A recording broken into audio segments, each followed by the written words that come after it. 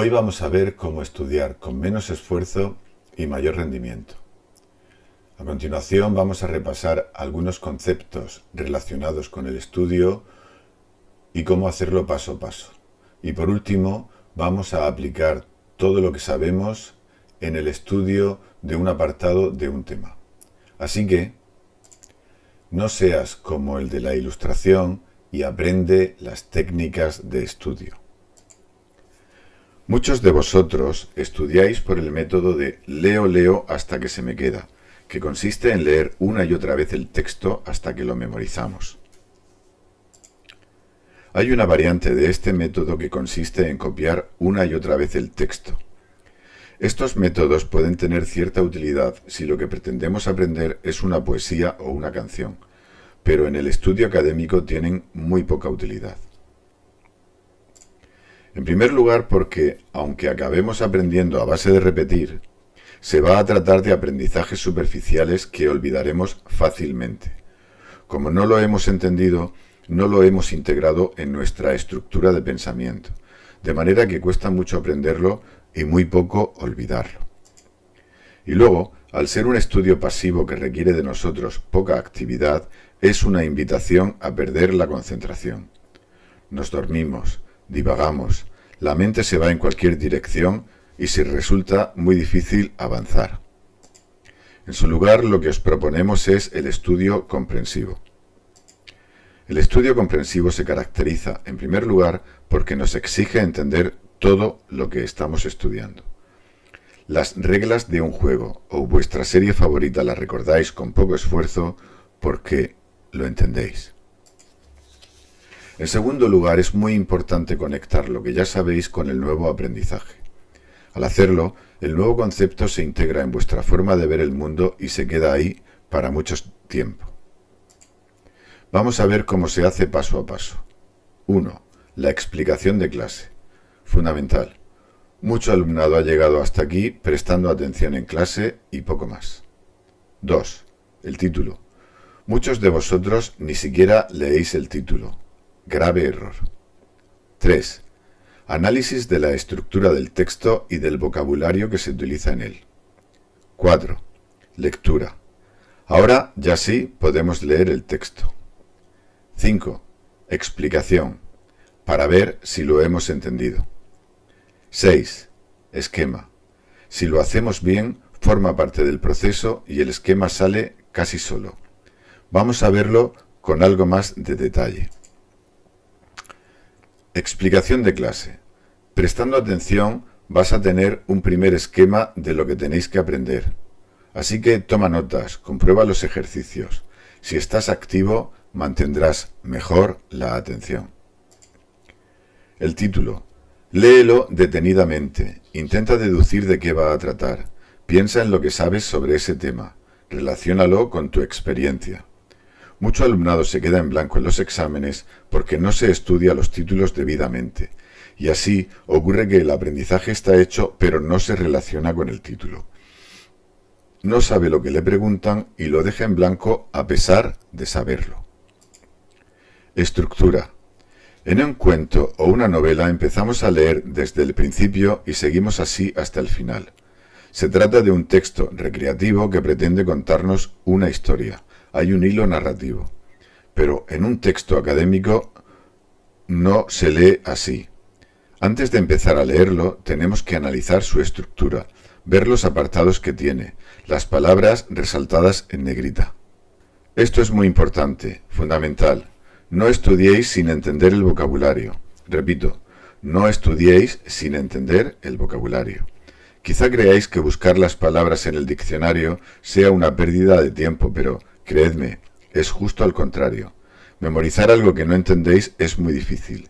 Además, en la medida en que vayáis aprendiendo el vocabulario propio de la asignatura, os resultará mucho más fácil aprender los siguientes temas. Lectura. Ahora, ya sí podéis hacer la lectura del texto. Si es en voz alta, mejor. Leedlo correctamente todo. No adivinéis palabras. Con esto me refiero a que en ocasiones, para hacer la lectura más rápida, sobre todo cuando llegamos a una palabra más larga, leemos las primeras letras e intentamos inferir por el contexto de qué palabra se trata. No lo hagáis, al menos en la primera lectura. Un solo error en una palabra hará que todo el párrafo carezca de sentido. Explicación. Esta es la prueba de que lo habéis entendido. Si sois capaces de explicarlo, es que lo habéis entendido. Si no sois capaces de explicarlo, entonces volved al paso anterior. Volved a leerlo. Los informáticos lo llaman la técnica del patito de goma, porque consiste en darle la explicación a este juguete. Y por último, el esquema. Hacer un esquema nos obliga a razonar, a hacer conexiones, a entender la estructura del texto. Además, trabajar con conceptos es difícil, pero si nos apoyamos visualmente es mucho más fácil. Si habéis hecho correctamente todo lo anterior, el esquema sale casi solo. Quizá os parezca una pérdida de tiempo, pero no lo es. Además de las ventajas que os he dicho, hacer esquemas os mantiene activos y eso alargará la concentración. Bien, ya hemos visto la teoría. Ahora vamos a estudiar un texto. Vamos a utilizar el libro de tercero de ESO de Vicens Vives de Geografía e Historia. Vemos que hay un título para toda la página que es ¿Dónde se localizan los espacios industriales? Y luego el título del apartado que tenemos que estudiar, los factores de localización industrial. Asumo que conocéis todas las palabras, no son difíciles. Pensamos en lo que vamos a estudiar y lo que sabemos del tema. Se refiere a los motivos por los que las industrias están en unos sitios y no en otros. Y pienso también en lo que sé del tema. Si vives en una zona industrial, puedes pensar en las razones por las que hay ese tipo de industria donde vives. A continuación, y antes de empezar a leer, me fijo en los apartados que tiene. La estructura de un libro de texto es muy repetitiva. Normalmente el primer párrafo sirve de introducción y luego los apartados que tenemos que estudiar. En este caso vemos que hay 4 factores e intento imaginar de qué pueden tratar. Naturales, las condiciones físicas del entorno, económicos, relacionados con el capital, políticos, las leyes y sociales, que probablemente se referirá a las características de la población de la zona. Y como veis, el esquema empieza a salir solo. Dejo espacio para la introducción y los 4 apartados. Antes de empezar a leer con detalle, echo un vistazo para comprobar si hay alguna palabra cuyo significado desconozca. Si es así, la busco y la anoto. Recuerda, estudiar sin entender es muy difícil. Y ahora sí, empiezo la introducción. En el pasado, las industrias se localizaban en aquellos espacios que disponían de materias primas y fuentes de energía, y sus productos generalmente se distribuían en mercados próximos. Sin embargo, actualmente la localización industrial depende de una serie de factores. Vemos que en el primer párrafo hay 3 conceptos importantes que son materias primas, fuentes de energía y mercados próximos, y que la última línea solo sirve de introducción a lo siguiente. Así tenemos el esquema, en el pasado cerca de materias primas, fuentes de energía y de los mercados. Pasamos al primer apartado, factores naturales. La proximidad de las materias primas y fuentes de energía permite abaratar costes de producción. Actualmente, debido a los flujos internacionales de comercio, estos factores no son tan determinantes como en el pasado. De aquí lo importante es la proximidad a materias primas y fuentes de energía. ¿De acuerdo? Pues vemos el esquema, proximidad de fuentes de energía y de materias primas. Y si os fijáis, al verlo escrito en el esquema es más fácil compararlo y ver las similitudes y diferencias que tiene con el párrafo, con el apartado anterior. Continuamos. Factores económicos. La disponibilidad de capital es fundamental, ya que permite financiar a las empresas.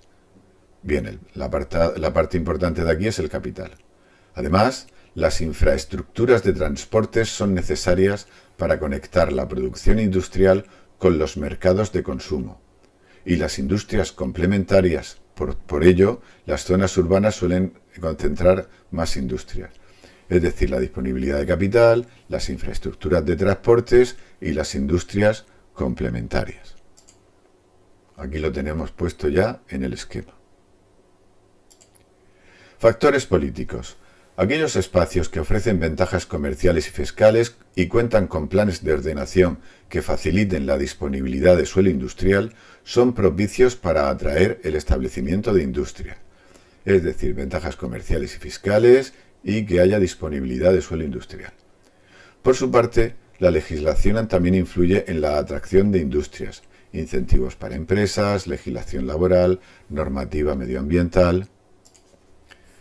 Pues el esquema sale fácilmente: ventajas comerciales y fiscales, planes de ordenación y la legislación, los incentivos de empresas, la legislación laboral y la normativa medioambiental.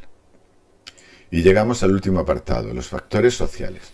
Las industrias más avanzadas requieren una escasa y altamente cualificada mano de obra, mientras que las menos avanzadas necesitan abundante mano de obra y con escasa cualificación. Un último factor es la aceptación de la empresa por parte de la sociedad donde se instala. Las industrias más avanzadas, menos mano de obra, más cualificada, y las industrias menos avanzadas, más mano de obra, menos cualificada. Y además la importancia que tiene la aceptación social. Y con esto ya tenemos el esquema y casi que ya lo hemos aprendido.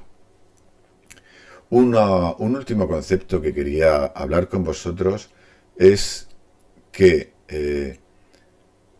cuando me hagan la pregunta del examen, lógicamente yo no voy a poner el esquema. Lo que voy a hacer es, a partir del esquema, reconstruir el texto de todo el contenido. Es decir, me preguntan, factores de localización industrial.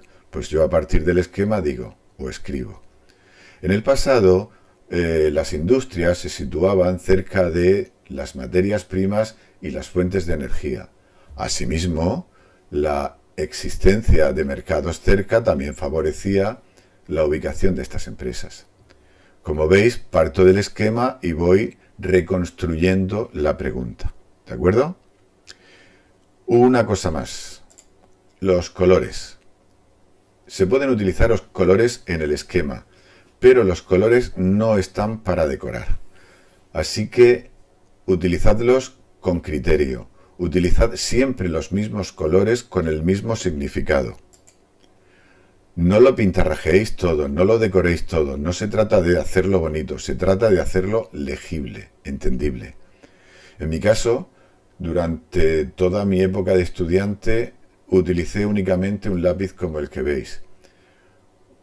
La parte roja para el título y la parte azul para los apartados. Pero sois libres de utilizar los colores que os gusten y que más, en fin, que prefiráis. El esquema quedaría así. El título en rojo y los apartados en azul. Esa es mi elección, es mi forma de hacerlo, pero podéis hacerlo como os parezca. Si comparáis el esquema como estaba antes a como está ahora con color, os dais cuenta de que está más legible, se ve todo más claro. Y bueno, esto es todo lo que quería contaros. Espero que os sirva de ayuda y bueno, gracias por vuestra atención. Saludos.